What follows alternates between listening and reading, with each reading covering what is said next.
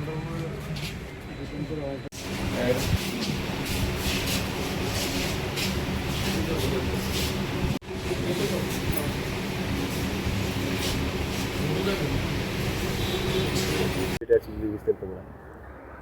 বিষয়তে আমরা একটি এফআইআর রেজিস্ট্রি করেছি আমাদের পুলিশ স্টেশনে, এবং বটতলা আউটপোস্টের officer in charge sub inspector Subhajit Deb investigation করছেন, এবং ইনভেস্টিগেশনে আমরা এভিডেন্স কালেকশন করে আমাদের এখন পর্যন্ত আমরা 2 জন অভিযুক্তকে আমরা গ্রেপ্তার করেছি আজকে, এবং তাদেরকে কালকে আমরা আদালতে প্রডিউস করব।